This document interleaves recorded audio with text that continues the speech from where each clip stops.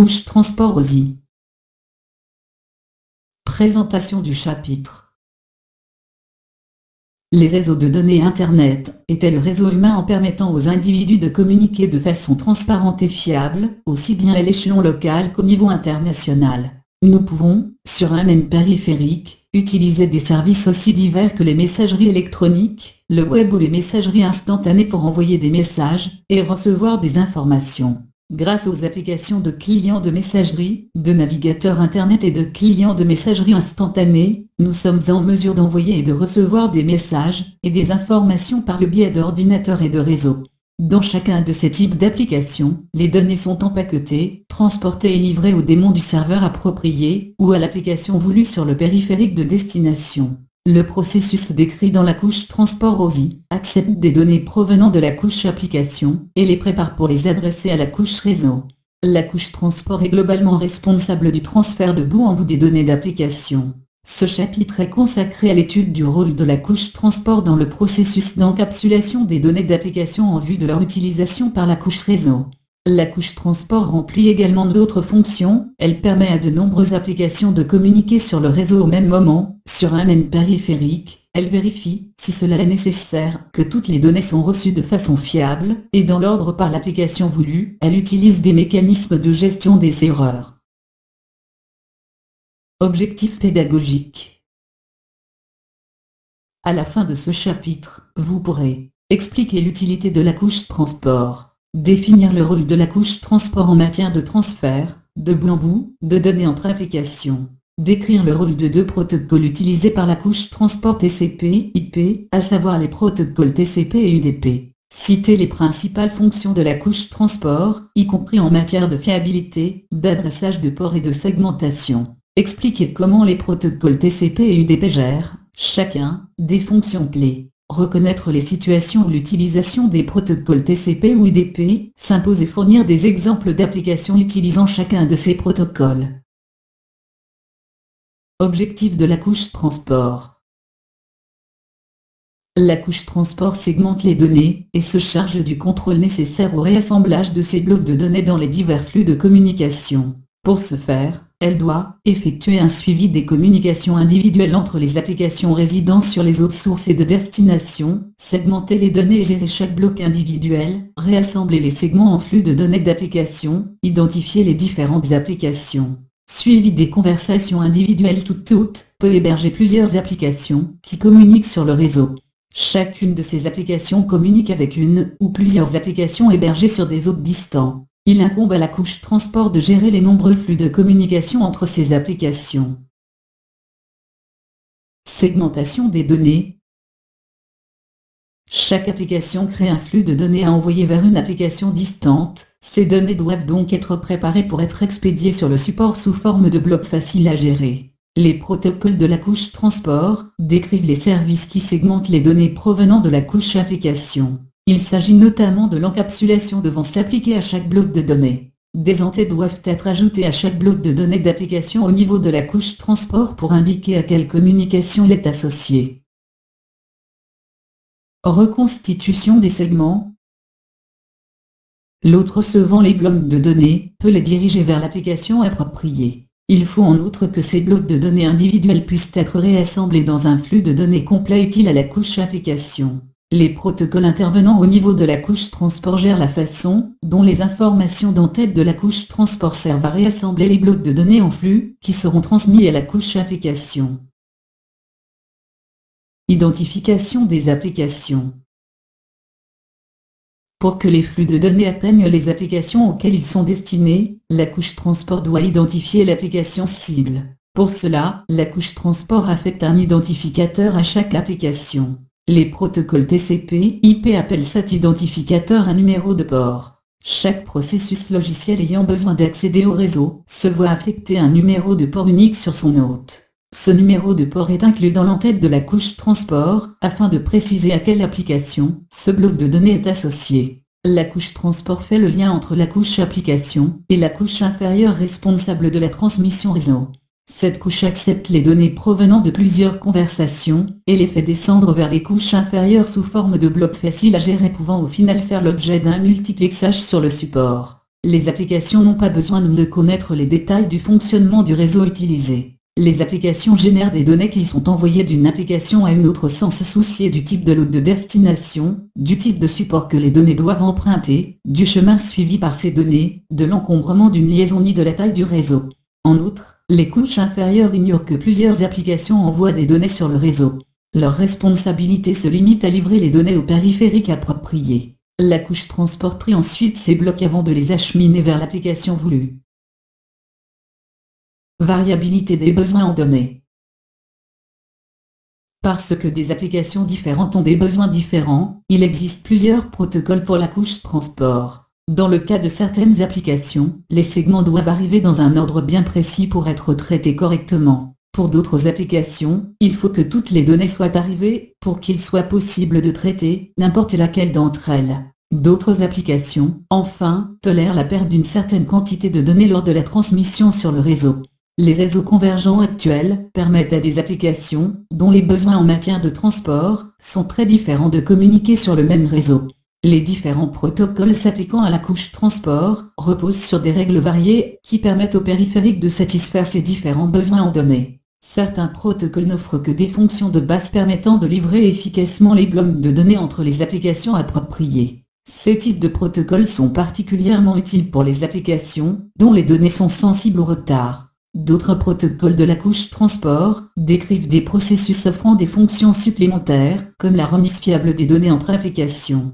Si ces fonctions supplémentaires assurent des communications plus robustes entre applications au niveau de la couche transport, elles entraînent une surcharge supplémentaire et sont plus gourmandes en ressources réseau.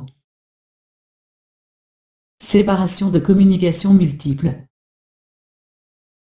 Représentez-vous un ordinateur connecté à un réseau qui envoie et reçoit simultanément des courriels et messages instantanés, affiche des sites web et passe un appel téléphonique par voie sur IP. Chacune de ces applications envoie des données sur le réseau et en reçoit simultanément. Pourtant, les données de l'appel téléphonique ne sont pas orientées vers le navigateur web et le texte des messages instantanés ne finit pas dans un courriel. De plus, les informations contenues dans un courriel ou une page web doivent avoir été intégralement reçues et affichées pour présenter un intérêt pour l'utilisateur.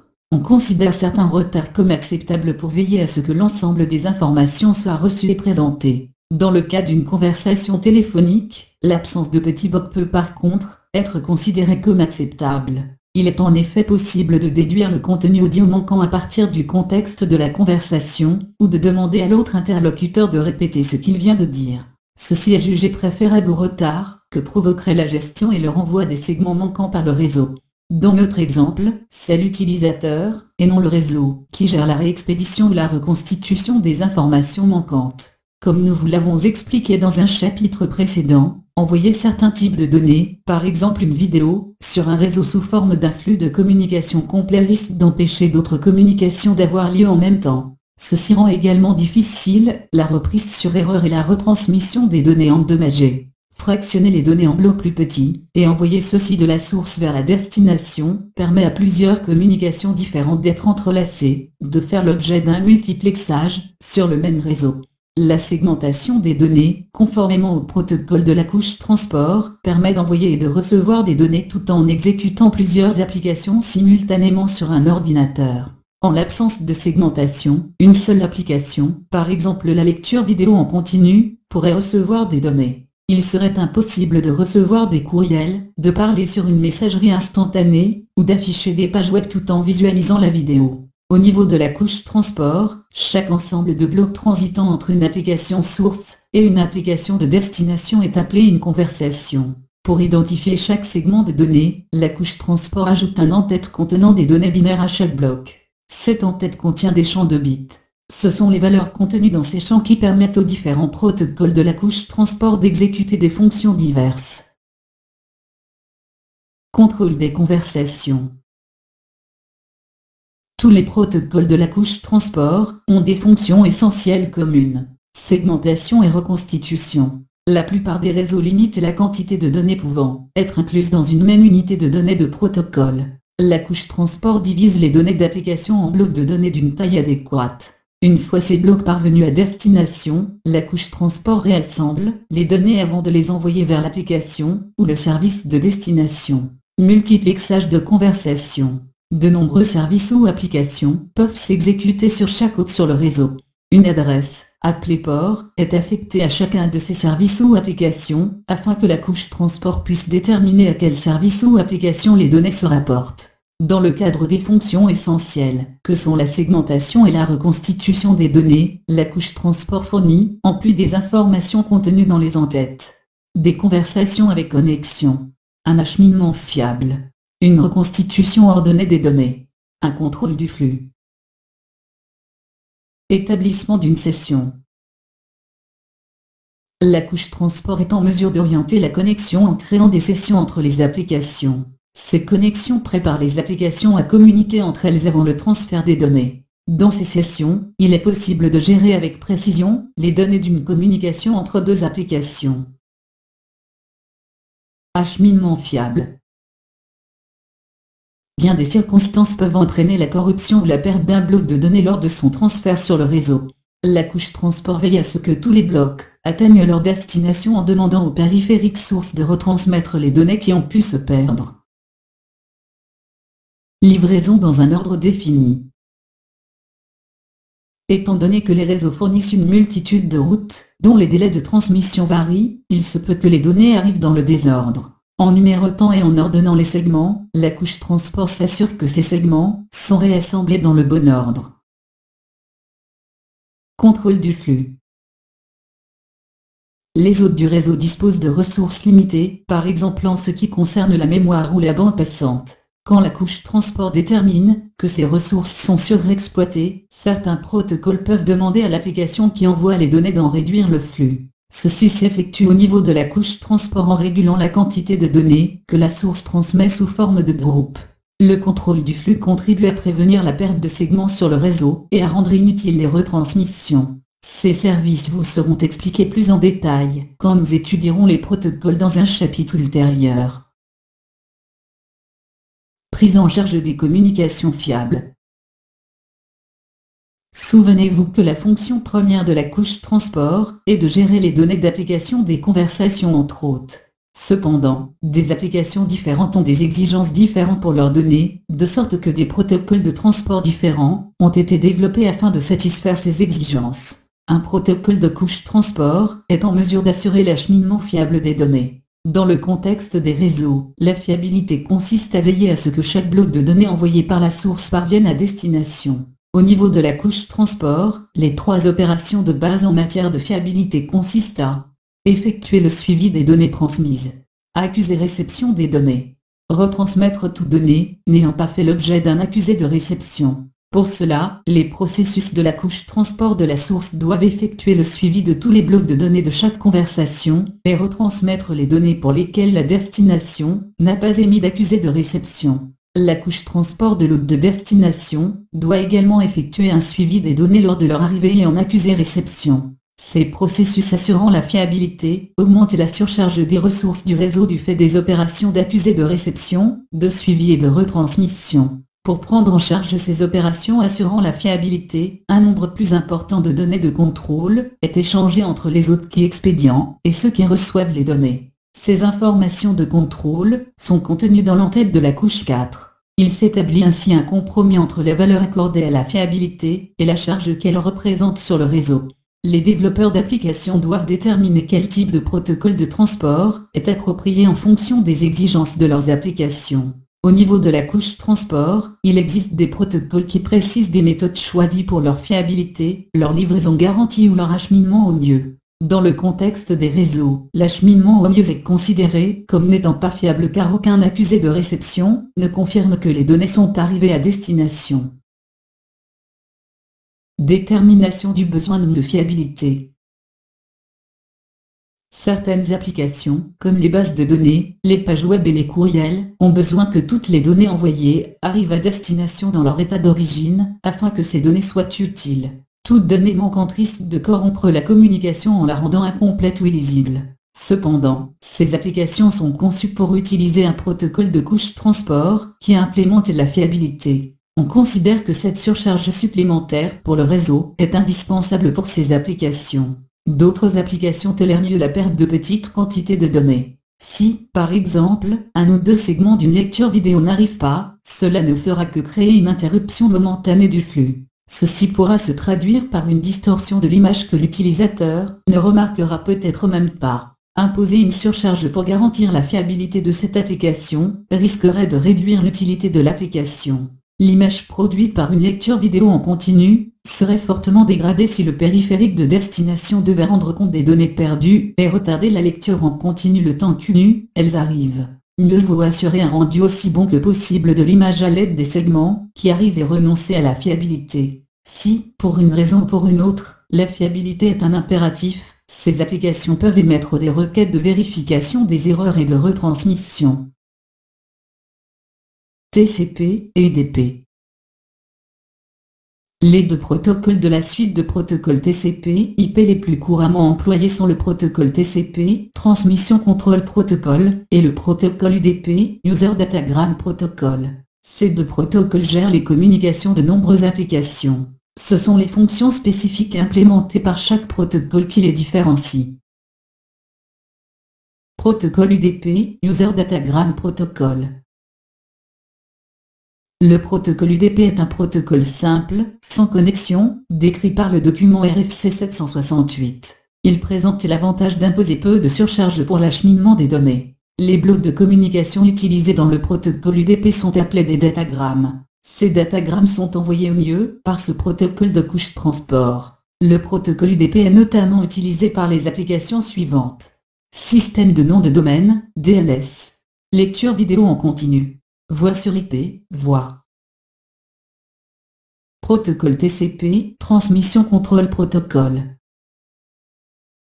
Le protocole TCP est un protocole avec connexion décrit dans le document RFC 793. Le protocole TCP impose une surcharge pour accroître les fonctionnalités. Le protocole TCP spécifie d'autres fonctions, à savoir la livraison dans l'ordre, l'acheminement fiable et le contrôle de flux. Chaque segment du protocole TCP utilise 20 octets de surcharge dans l'entête pour encapsuler les données de la couche application, alors que chaque segment du protocole UDP n'ajoute sur 8 octets de surcharge. Examinez le tableau comparatif ci-contre. Le protocole TCP est utilisé par les applications suivantes. Navigateur web, courriel, transfert de fichiers, adressage de bord. Identification des conversations. Reprenons l'exemple précédent d'un ordinateur envoyant et recevant simultanément des courriels, des messages instantanés, des pages web et un appel de voix sur IP. Les services basés sur les protocoles TCP et UDP effectuent le suivi des applications qui communiquent. Pour différencier les segments et les datagrammes de chaque application, les protocoles TCP et UDP utilisent chacun des champs d'entête identifiant ces applications de façon unique. Ces identificateurs uniques sont les numéros de port. L'entête de chaque segment ou datagramme contient un port source et un port de destination. Le numéro de port source est le numéro associé à l'application d'origine sur l'hôte local pour cette communication. Le numéro de port de destination est le numéro associé à l'application de destination sur l'hôte distant pour cette communication. L'affectation des numéros de port s'effectue de différentes façons, selon que le message est une requête ou une réponse. Alors que les processus serveurs se voient attribuer des numéros de port statiques, les clients choisissent dynamiquement un numéro de port pour chaque conversation. Lorsqu'une application client envoie une requête à une application serveur, le port de destination inclus dans l'entête est le numéro de port affecté au démon du service, s'exécutant sur l'hôte distant. Le logiciel client doit savoir quel numéro de port est associé au processus serveur sur l'hôte distant. Ce numéro de port de destination est configuré par défaut ou manuellement. Ainsi, quand une application de navigateur web envoie une requête à un serveur web, le navigateur utilise le protocole TCP et le port numéro 80, sauf indication contraire. Ceci est dû au fait que le port 80 du protocole TCP est le port affecté par défaut aux applications de services web. De nombreuses applications courantes ont des ports qui leur sont affectés par défaut. Le port source d'un entête de segment ou de datagramme d'une requête cliente est généré de façon aléatoire à partir des numéros de port supérieurs à 1023. Du moment que le numéro de port n'entre pas en conflit avec d'autres ports utilisés par le système, le client peut choisir n'importe quel numéro de port parmi la plage des numéros de port par défaut utilisés par le système d'exploitation. Le numéro de port fait office d'adresse de retour pour l'application envoyant la requête. La couche transport effectue le suivi du port et de l'application à l'origine de la requête afin que la réponse, quand elle sera envoyée, soit transmise à l'application appropriée. Le numéro de port de l'application envoyant la requête sert de numéro de port de destination dans la réponse renvoyée depuis le serveur. L'ensemble formé par le numéro de port de la couche transport et l'adresse IP de la couche réseau affectée à l'hôte identifie de façon unique un processus précis, s'exécutant sur un périphérique hôte spécifique. Cet ensemble est appelé une interface de connexion. Il arrive parfois que les expressions numéro de port et interface de connexion soient utilisées l'une pour l'autre. Dans le cadre de ce cours, l'expression interface de connexion ne désigne que la combinaison unique formée par l'adresse IP et le numéro de port. Une paire d'interfaces de connexion, composée des adresses IP et des numéros de port source et de destination, est également unique et identifie une conversation entre deux hôtes. Par exemple, une requête de page web HTTP envoyée à un serveur web port 80, s'exécutant sur un hôte avec une adresse IPv4 de couche 3 égale à 192.168.1.20 sera destinée à l'interface de connexion. 192.168.1.20.80. Si le navigateur web demandant la page web s'exécute sur l'hôte 192.168.148 et si le numéro de port dynamique affecté au navigateur web est 49.152, l'interface de connexion de la page web sera l'interface 192.168.148.49.152.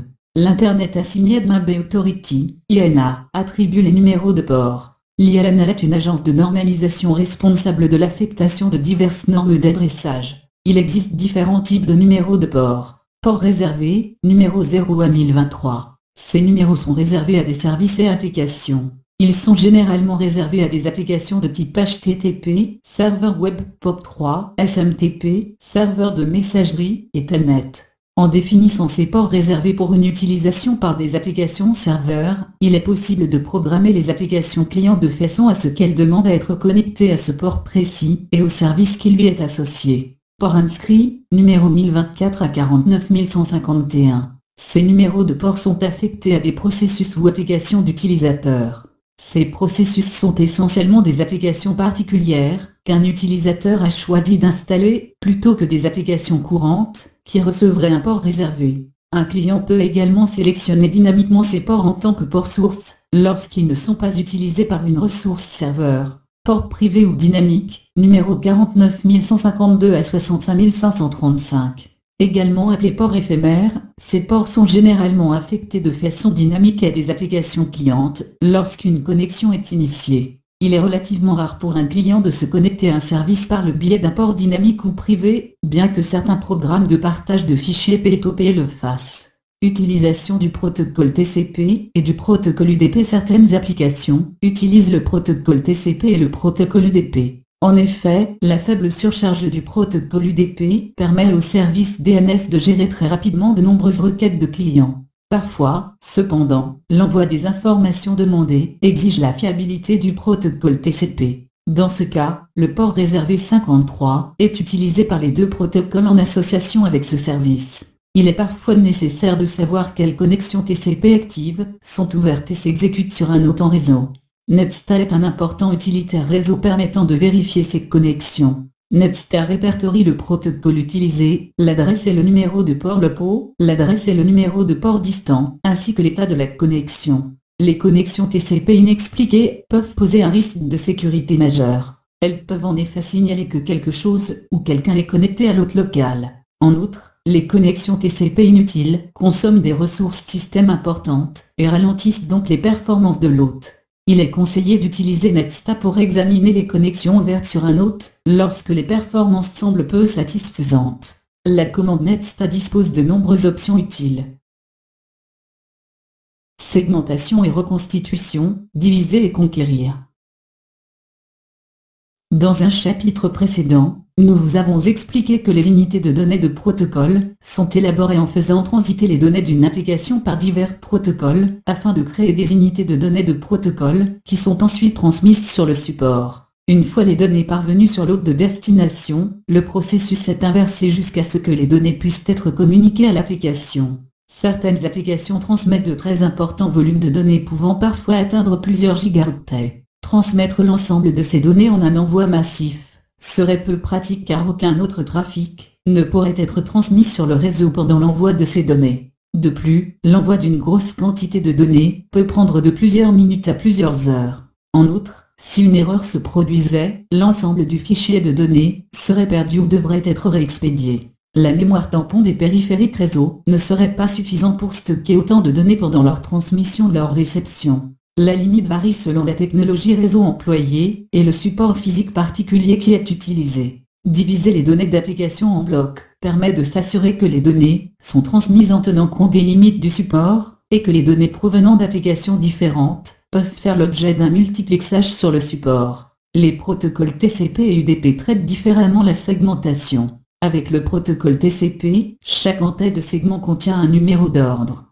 Ce numéro d'ordre permet aux fonctions de la couche transport, au niveau de l'hôte de destination, de réassembler les segments dans l'ordre de leur envoi. L'application de destination peut ainsi disposer des données sous la forme exacte voulue par l'expéditeur. Bien que les services utilisant le protocole UDP effectuent également un suivi des conversations entre les applications, ils ne prêtent pas attention à l'ordre dans lequel les informations ont été transmises ni au maintien de la connexion. Un en-tête UDP ne contient pas de numéro d'ordre. La conception du protocole UDP est plus simple et produit moins de surcharge que le protocole TCP, de sorte que le transfert de données est plus rapide. Il se peut que les informations arrivent dans un ordre différent de celui dans lequel elles ont été transmises, car les différents paquets peuvent emprunter plusieurs chemins sur le réseau. Les applications qui utilisent le protocole UDP doivent tolérer le fait que les données peuvent arriver dans un ordre différent de celui dans lequel elles ont été envoyées. Fiabilisation des conversions. La fiabilité est le principal élément différenciateur entre les protocoles TCP et UDP. La fiabilité des communications TCP est assurée à l'aide de sessions avec connexion. Avant qu'un hôte utilisant le protocole TCP n'envoie de données à un autre hôte, la couche transport initie un processus destiné à établir une connexion avec la destination. Cette connexion rend possible le suivi d'une session ou d'un flux de communication entre les hôtes. Ce processus veille à ce que chaque hôte soit notifié de la communication et qu'il y soit prêt. Une conversation TCP complète exige l'établissement d'une session entre les hôtes dans les deux directions. Lorsqu'une session a été établie, la destination envoie des accusés de réception à la source pour les segments qu'elle reçoit. Ces accusés constituent l'élément de base de la fiabilité dans la session TCP. Quand la source reçoit un accusé de réception, elle sait que les données ont bien été livrées et qu'elle peut cesser d'en effectuer le suivi. Si la source ne reçoit pas d'accusé de réception dans un délai prédéterminé, elle retransmet ces données vers la destination. La surcharge provoquée par l'utilisation du protocole TCP provient en partie du trafic réseau généré par les accusés de réception et les retransmissions. L'établissement des sessions crée une surcharge prenant la forme d'un échange supplémentaire de segments. Une surcharge supplémentaire provoquée par la nécessité d'effectuer un suivi des segments pour lesquels on attend un accusé de réception, et par le processus de retransmission pèse également sur les hôtes individuels. La fiabilité est assurée par le recours à des champs du segment TCP qui ont, chacun, une fonction précise ainsi que l'illustre la figure ci-contre. Nous étudierons ces champs plus tard dans cette section. Numéro du port source, session TCP sur le périphérique ayant ouvert une connexion, en général, une valeur aléatoire supérieure à 1023. Numéro du port de destination, identifie le protocole ou l'application de la couche supérieure sur le site distant. Numéro d'ordre, indique le numéro du dernier octet d'un segment. Numéro d'accusé de réception, précise le prochain octet attendu par le destinataire. Longueur d'en-tête, indique la longueur de l'en-tête du segment en octet réservé, mis à 0 indicateur, utilisé dans la gestion de la session, et le traitement des segments taille de la fenêtre. Il s'agit de la valeur de la fenêtre dynamique, combien d'octets peuvent être envoyés avant d'attendre l'accusé de réception. Somme de contrôle TCP, utilisé pour contrôler les erreurs d'en-tête et de données. Pointeur d'urgence, uniquement utilisé avec un indicateur urgence, option, le cas échéant, information facultative données d'application. Processus serveur TCP. Comme nous l'avons vu dans le chapitre précédent, les processus applicatifs s'exécutent sur des serveurs. Ces processus attendent qu'un client lance une demande d'information ou d'autres services. Chaque processus applicatif qui s'exécute sur le serveur est configuré par défaut ou manuellement par un administrateur système pour utiliser un numéro de port. Deux services ne peuvent pas être affectés au même numéro de port d'un serveur particulier au sein des mêmes services de la couche transport. Il est impossible qu'une application de serveur web et une application de transfert de fichiers, s'exécutant sur un autre, soient toutes deux configurées pour utiliser le même port, par exemple le port TCP 8080. Quand une application de serveur active est affectée à un port spécifique, on considère que ce port est ouvert sur le serveur. Ceci signifie que la couche transport accepte et traite les segments adressés à ce port. Toute demande entrant d'un client qui est adressée à l'interface de connexion correcte est acceptée et les données sont transmises à l'application de serveur. De nombreux ports peuvent être ouverts simultanément sur un serveur, chacun étant destiné à une application de serveur active.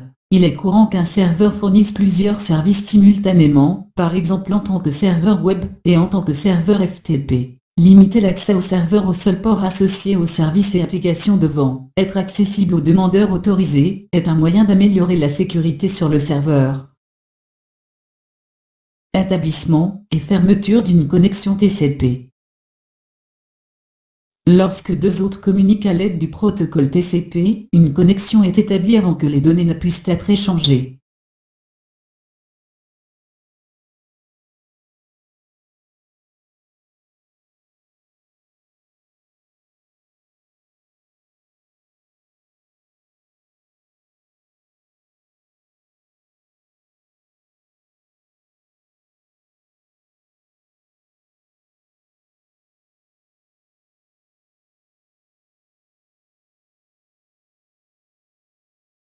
Une fois la communication terminée, les sessions sont fermées et il est mis fin à la connexion. Les mécanismes de connexion et de session permettent la fonction de fiabilité de TCP. Consultez la figure ci-contre pour découvrir les étapes de l'établissement et de la fermeture d'une connexion TCP. L'hôte effectue un suivi de chaque segment de données au sein d'une session et échange des informations sur les données reçues par chaque hôte grâce aux informations contenues dans l'entête TCP. Chaque connexion implique des flux, ou sessions, de communication unidirectionnelle pour établir et fermer le processus TCP entre les périphériques finaux.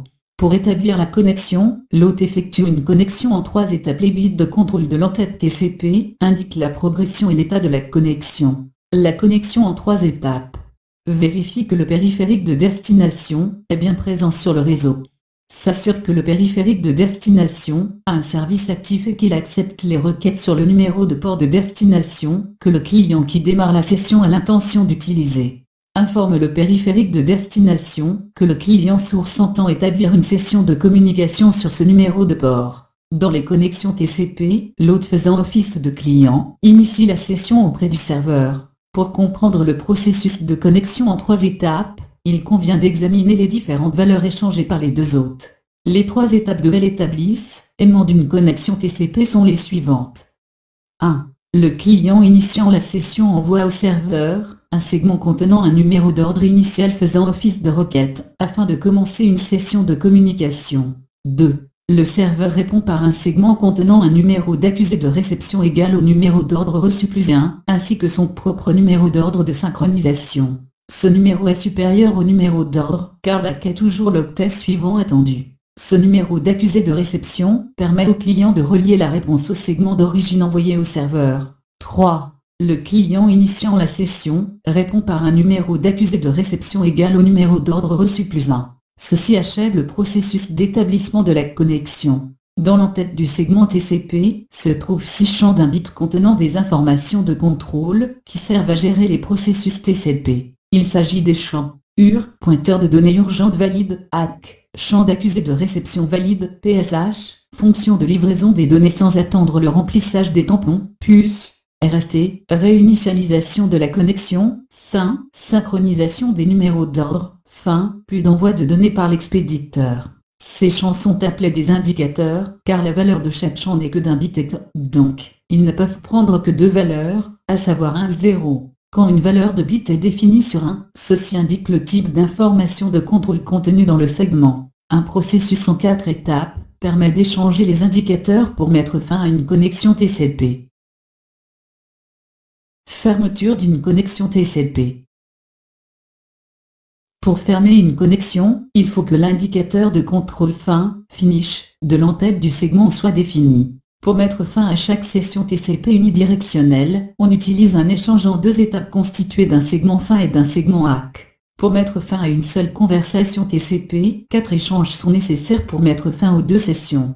Remarque, les termes client et serveur sont utilisés ici pour simplifier l'explication, mais le processus de fermeture peut être initié par n'importe lequel des deux autres terminant la session. 1. Quand le client n'a plus de données à envoyer dans le flux, il envoie un segment dont l'indicateur fin est défini. 2. Le serveur envoie un segment ACK pour informer de la bonne réception du segment fin, afin de fermer la session du client au serveur. 3. Le serveur envoie un segment fin au client pour mettre fin à la session du serveur au client. 4. Le client répond à l'aide d'un segment ACK pour accuser réception du segment fin envoyé par le serveur. Quand l'extrémité client de la session n'a plus aucune donnée à transférer, elle définit l'indicateur fin dans l'entête d'un segment. Ensuite, l'extrémité serveur de la connexion envoie un segment normal contenant des données, dont l'indicateur ACK est défini en utilisant le numéro d'accusé de réception, confirmant ainsi que tous les octets de données ont été reçus. Quand la réception de tous les segments a été confirmée, la session est fermée. La session dans l'autre sens est fermée selon le même processus. Le récepteur indique qu'il n'y a plus de données à envoyer en définissant l'indicateur fin dans l'entête d'un segment envoyé à la source. Un accusé de réception confirme que tous les octets de données ont été reçus et que cette session, à son tour, se ferme. Comme l'illustre la figure O4, 2, 5, les indicateurs de contrôle fin et ACK sont définis dans l'entête du segment et fermant, donc une session HTTP. Il est également possible de fermer la connexion à l'aide d'une connexion en 3 étapes.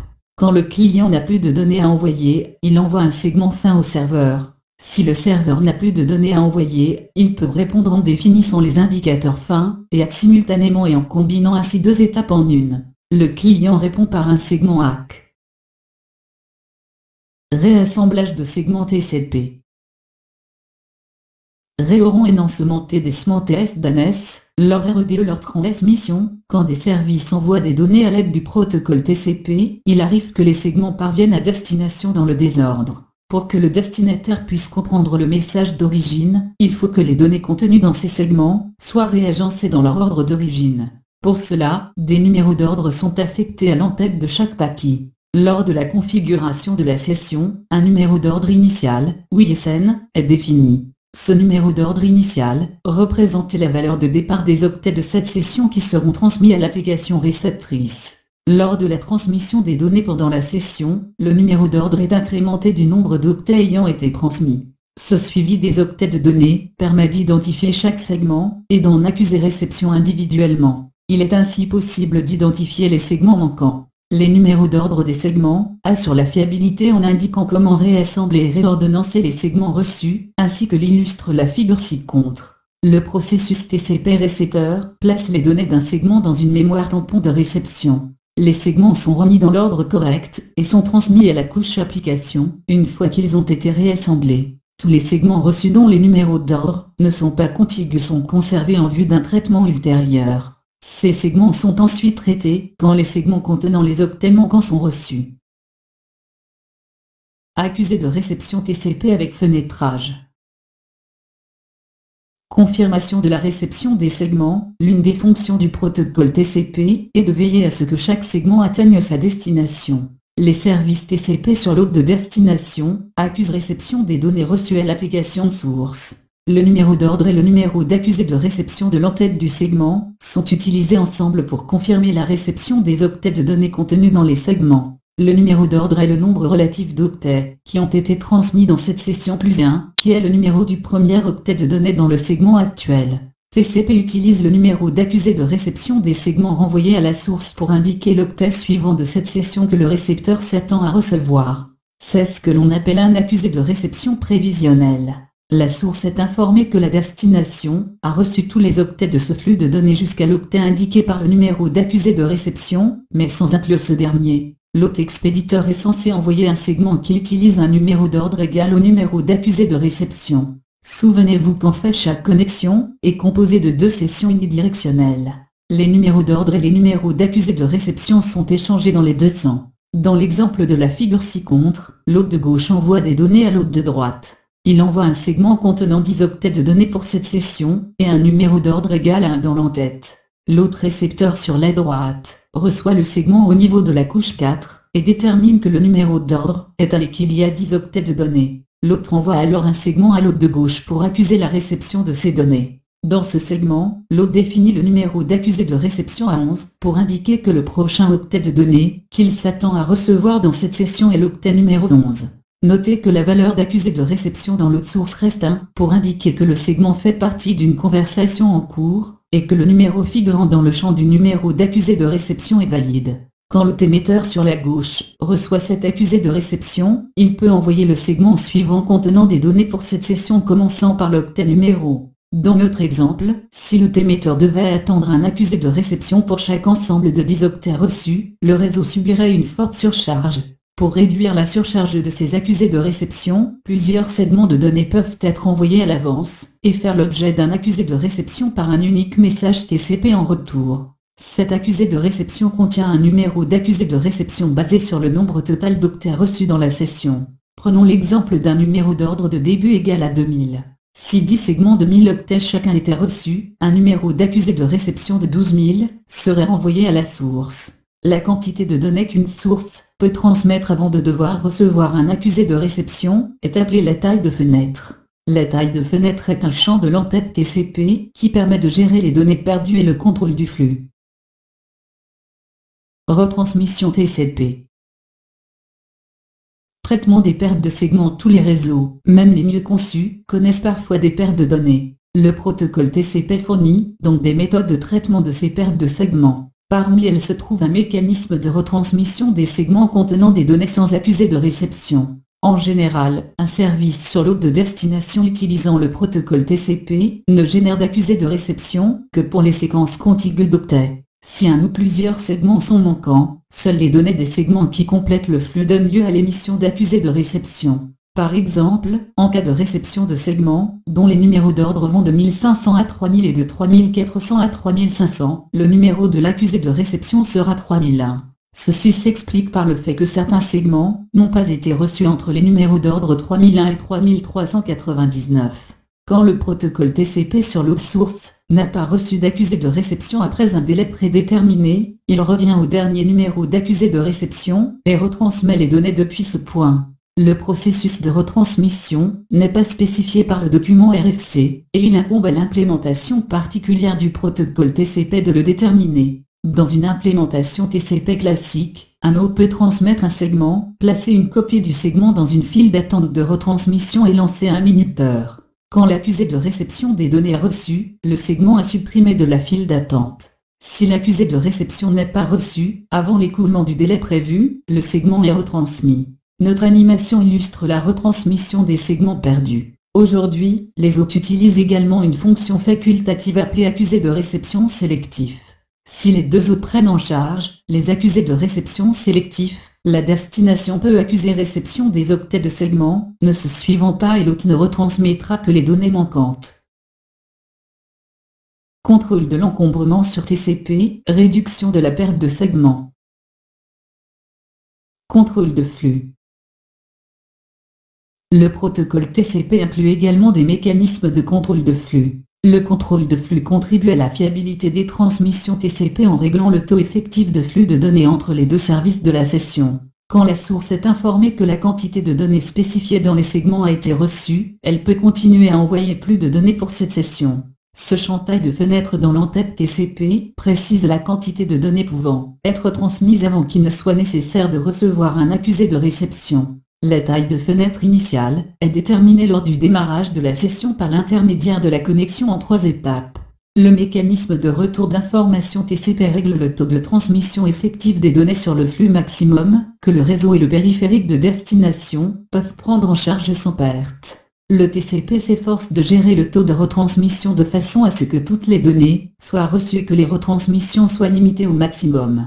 La figure ci-contre présente une représentation simplifiée de la taille de fenêtre et des accusés de réception. Dans cet exemple, la taille de fenêtre initiale d'une session TCP représentée est définie à 3000 octets. Lorsque l'expéditeur a transmis 3000 octets, il attend l'accusé de réception de ces octets avant de transmettre d'autres segments de cette session. Une fois que l'expéditeur a reçu l'accusé de réception du destinataire, il peut transmettre 3000 octets supplémentaires.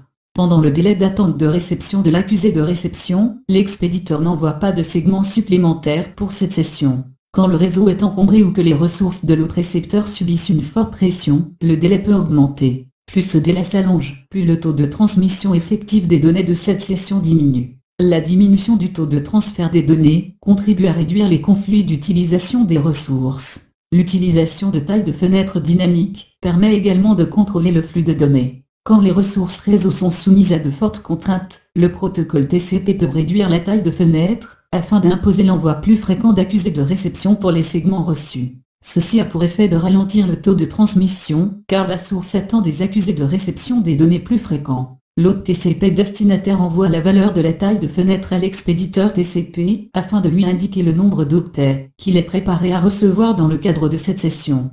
Si la destination doit ralentir le taux de communication, parce que la mémoire tampon est limitée, elle peut envoyer une valeur de taille de fenêtre plus petite à la source en l'intégrant à un accusé de réception. Comme l'illustre la figure ci-contre, si un autre récepteur subit un encombrement, il peut répondre à l'autre expéditeur avec un segment, dont la taille de fenêtre est réduite. Ce graphique montre que l'un des segments a été perdu. Dans cette conversation, le destinataire a changé le champ de fenêtre dans l'entête TCP des segments renvoyés en le ramenant de 3000 à 1500. L'expéditeur a donc été obligé de réduire la taille de fenêtre à 1500. Quand un certain temps se sera écoulé sans perte de données ni contrainte excessive sur les ressources, le destinataire pourra recommencer à augmenter la taille de fenêtre.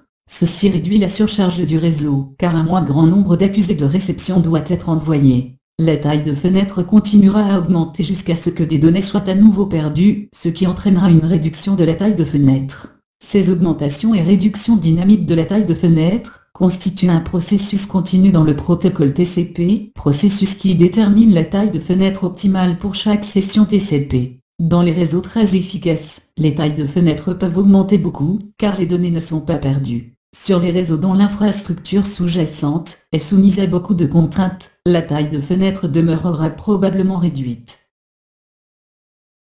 UDP, faible surcharge contre fiabilité. Le protocole UDP est un protocole simple offrant des fonctions de couche transport de base. Il crée beaucoup moins de surcharge que le protocole TCP, car il est sans connexion et ne propose pas de mécanismes sophistiqués de retransmission, de séquençage et de contrôle de flux. Mais cela ne signifie pas que les applications utilisant le protocole UDP manquent toujours de fiabilité. Cela signifie simplement que ces fonctions ne sont pas fournies par le protocole de la couche transport, et qu'elles doivent être implémentées à un autre niveau, le cas échéant. Bien que le volume total de trafic UDP trouvé sur un réseau classique soit relativement faible, des protocoles importants de la couche application utilisent le protocole UDP, notamment Système de nom de domaine, DNS. SNMP, Simple Network Management Protocol. DHCP, Dynamic Host Configuration Protocol. RI, Routing Information Protocol. TFTP, Trivial File Transfer Protocol. Jeux en ligne. Certaines applications, comme les jeux en ligne ou la voix sur IP, peuvent tolérer la perte d'une certaine quantité de données. Si ces applications utilisaient le protocole TCP, elles risqueraient d'être confrontées à de longs délais, pendant que le protocole TCP détecterait les pertes de données et retransmettrait les données. Ces délais seraient plus préjudiciables à l'application que la perte d'une petite quantité de données. Certaines applications, comme le système DNS, se contentent simplement de répéter leurs requêtes, si elles ne reçoivent pas de réponse. Elles n'ont donc pas besoin du protocole TCP pour garantir la livraison du message. La faible surcharge qu'engendre le protocole UDP rend celui-ci très intéressant pour de telles applications. Réassemblage de datagrammes UDP.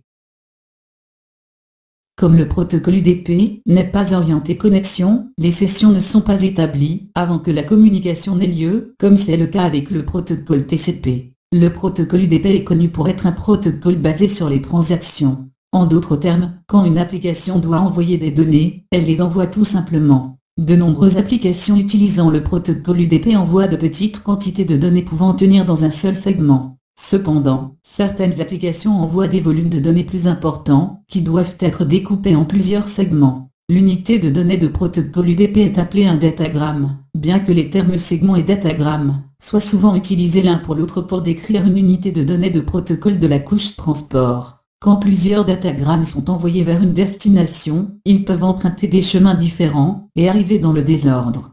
Le protocole UDP n'effectue pas de suivi des numéros d'ordre, comme le fait le protocole TCP. Il n'a en effet aucun moyen de réordonnancer les datagrammes pour leur faire retrouver leur ordre de transmission d'origine. Reportez-vous à la figure.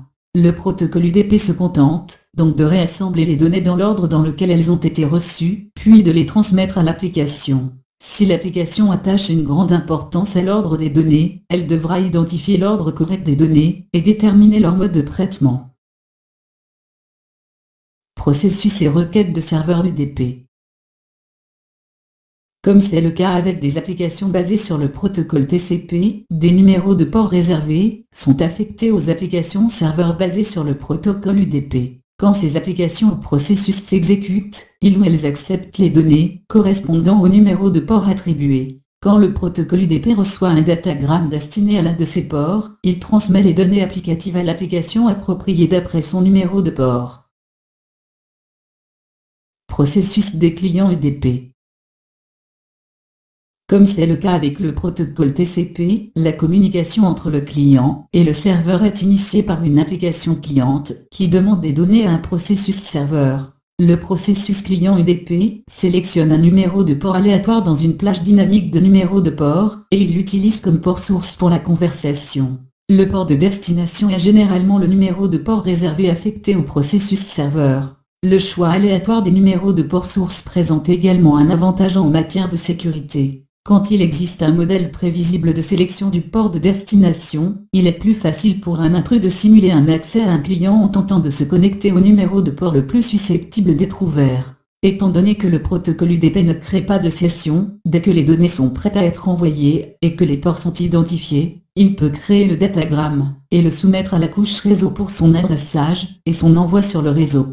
Souvenez-vous qu'une fois qu'un client a choisi le port source et le port de destination, la même paire de ports est utilisée dans l'entête de tous les datagrammes employés dans la transaction. Quand des données sont renvoyées du serveur vers le client, les numéros de port source et de port de destination sont inversés dans l'entête du datagramme. Résumé et révision.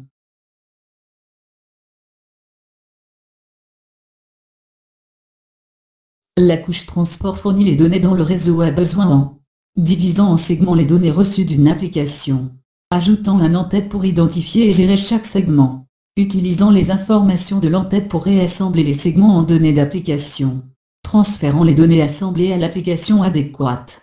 Les protocoles UDP et TCP sont couramment utilisés en tant que couche transport. Les datagrammes UDP et les segments TCP ajoutent aux données des préfixes, composés d'entêtes contenant un numéro de port source et un numéro de port de destination. Ces numéros de port permettent d'orienter les données vers l'application correcte, s'exécutant sur l'ordinateur de destination. Le protocole TCP ne transmet aucune donnée au réseau tant qu'il n'a pas la confirmation que la destination est prête à les recevoir. Le protocole TCP gère alors le flux de données et renvoie tout segment de données pour lequel la destination n'a pas envoyé d'accusé de réception. TCP utilise divers mécanismes, comme les connexions en 3 étapes, les minuteurs, les accusés de réception et le fenêtrage dynamique pour assurer la fiabilité de ses fonctions. Néanmoins, cette fiabilité impose une surcharge au réseau car elle crée des entêtes de segments beaucoup plus volumineux et accroît le trafic réseau entre la source et la destination qui gère le transport des données. Si les données d'application doivent être rapidement livrées à travers le réseau, ou si la bande passante du réseau ne peut pas prendre en charge la surcharge représentée par les messages de contrôle échangés entre les systèmes source et de destination, les développeurs préfèrent recourir au protocole UDP pour la couche transport. Ceci s'explique par le fait que le protocole UDP n'effectue pas de suivi et n'accuse pas réception des datagrammes parvenus à leur destination. Il se contente de transmettre les datagrammes reçus à la couche application dans l'ordre de leur arrivée, et il ne réexpédie pas les datagrammes perdus. Ceci n'implique pourtant pas nécessairement que la communication elle-même n'est pas fiable car les protocoles et services de la couche application peuvent comporter des mécanismes permettant de traiter les datagrammes perdus ou retardés si l'application l'exige. Les développeurs d'applications choisissent le protocole de la couche transport répondant le mieux aux exigences des utilisateurs. Ces développeurs n'oublient pas, cependant, que les autres couches jouent un rôle dans les communications sur les réseaux de données et qu'elles influencent leur performance.